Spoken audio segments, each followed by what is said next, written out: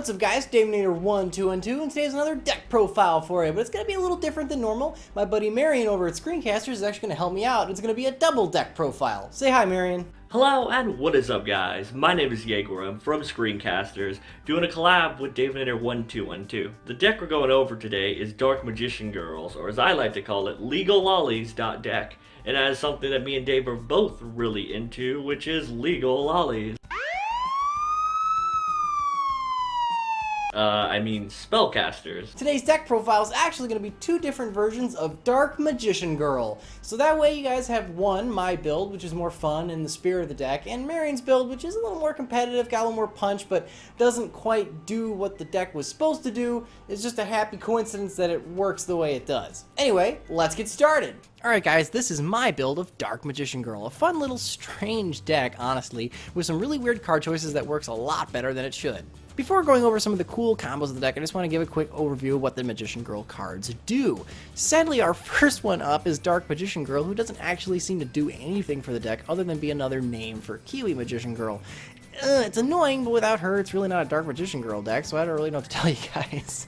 But Kiwi Magician Girls are actually really good. You can pitch her to the graveyard, and all your Magician Girls on the field get a boost of 300 attack for each different name on the field in the graveyard of the Magician Girls, which means during damage calc you can do some serious boosts and do a lot of sneaky, like, you know, out of nowhere honest kind of stuff. And she's got a fun field effect where all your spellcaster monsters can't be killed by card effects, and your opponent can't target them with card effects, which is just crazy because she locks your opponent out of pretty much most of the removal in the game for your monsters, which means they have to actually slam into your monsters with battle, which is cool because all the other ones do stuff when they're attacked. When Coco Magician Girl is attacked, she summons a spellcaster from the graveyard, which is cool because you can also pitch one from her hand to draw a card, so she kind of combos with herself and combos with Kiwi Magician, and you can get some field advantage back, and that's kind of fun.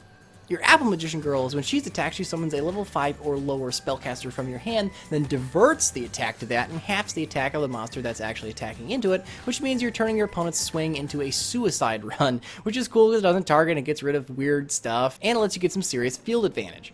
Lemon Magician Girl does the exact same thing, but she doesn't have the level restriction, but she does negate the effect of what she summons, so she's probably the best one to use with Dark Magician Girl, because then you can kind of don't worry about her effect being negated, she's just a big old beat stick.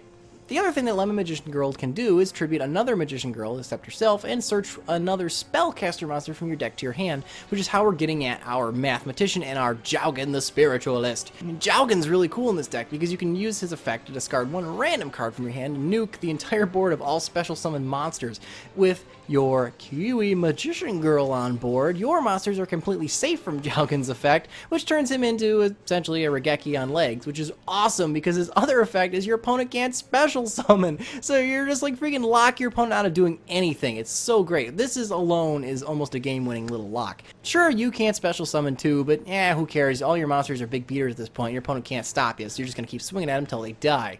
Last up for your Magician Girls is your Berry Magician Girl. She's your Stratos. When she's normal summon, you search another Magician Girl from your deck and you put it in your hand and you win, and it's cool. And she's a great tribute target for your Lemon Magician Girl, frankly, because she's so weak, she doesn't really do anything else, so you just get rid of her. She does, however, have an attack effect just like all the other ones, but she summons from the deck, which is actually pretty nifty because it does let you get some serious advantage rolling. Our last monster is Glow Up Bulb, just because we can mill it with the Mathematician, and there's some combos there, so it's really kind of fun. It's just something to get some synchros going. Because the deck is mostly battle phase shenanigans, we do have Wonder Wand for attack boost and draws, Burden of the Mighty to lower your opponent's monster's attack. Because we got Cosmos and Monarchs, we don't actually have a ton of extra deck stuff going around, so we don't have to worry about XYZs not having levels, and even if they do, it doesn't matter because your opponent can't target your monsters with the effects anyway, and like so Cast L doesn't work and things like that, so Burden of the Mighty actually makes it very difficult for your opponent to get over things like Jowgen the Spiritualist, and you can really assure your little lock, which is actually the same reason why we're running Seal of Orichalcos. The Seal of Orichalcos is great because it actually combos again with your Kiwi Magician Girl, and if you can just play this thing with a full field of special summon monsters and it doesn't nuke your board, it's freaking great. And because we were playing the other one, we might as well play Secret Village of Spellcaster because another just kind of floodgatey card that locks your opponent out from pretty much doing anything. You got your Call of the Haunted to bring stuff back, and then we got Magical Dimension, a fun, ancient little quick play spell that when you have a spellcaster monster on board, you contribute that monster to summon another spellcaster from your hand. Being quick play means you can do this during your opponent's turn to dodge certain effects, and you get to destroy one monster on the field to boot, and that effect doesn't target, so hey, if you tribute Barry Magician Girl to special summon Jowgen in defense mode, destroy Dark Destroyer with the last effect, they can't float in anything. You could also do it with Kiku if you wanted to, so combos. And we got Instant Fusion in here, which is cool because you got your 1000 Hours Trick, which is a spellcaster monster, so you can steal one of their monsters, equip it to this thing, and then equip it with Wonder Wand, and you draw 2 cards, and you send their monster to the graveyard. The combos.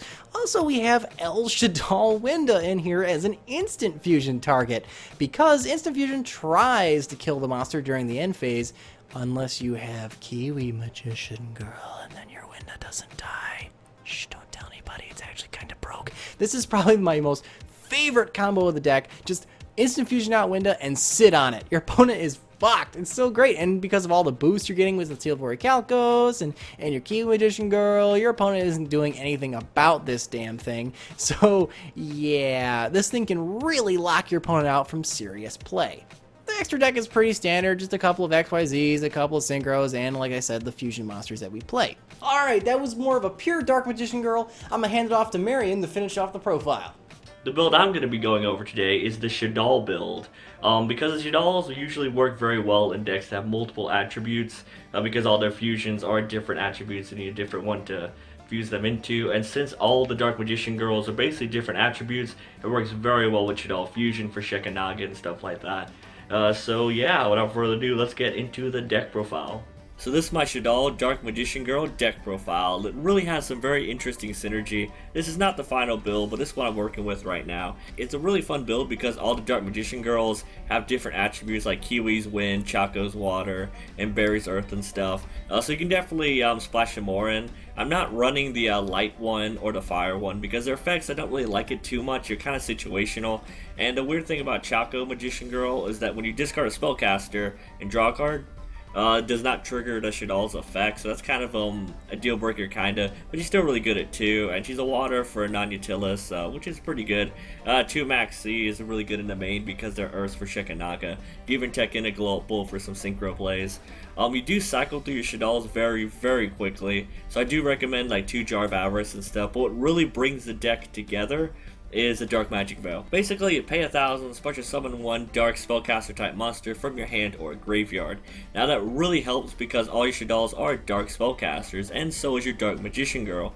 So basically, if you should all fuse from deck, if your opponent has a monster from the extra deck on the field, you should all fuse from deck, and then whatever you sent, you can bring it back. So let's say your Winda is in the graveyard. This can actually special summon your Winda from the graveyard if it dies. You can even use your instant fusion to bring out a Winda. Yes, she will die at the end phase because she can't be destroyed by opponent's card effects. She can be destroyed by your own though. So what you can do is just instant fusion your Winda out and then fuse her with like any of your Dark Magician Girls and go from there. I do run 2 of the Barry because Barry's actually really amazing. The normal summon search is pretty good. She's a 1-for-1 target, which is pretty nice.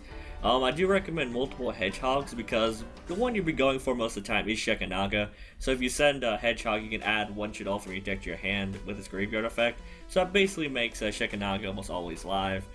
Just gotta remember all that stuff. So in all, the Shaddai build is a little bit better than like the traditional build. It's a little bit more competitive, but I feel like it's one of the most powerful builds of Dark Magician Girls out there. So I hope you guys enjoyed this, and I'm gonna pass this back off to Davinator for the last part of this video. Alright guys, those were the 2 deck profiles. Let me know in the comments below what you guys think of them. Thank you, Marion, for helping me out. It's always a pleasure to have you on the channel. Give his channel some love, unless you're watching this video over at his channel, which he may post it there. In that case, whatever. But let us know in the comments below what you guys think of the deck. I'm personally going to build my version. And remember guys, if you don't throw the meadow, who will? I'll see you guys next time.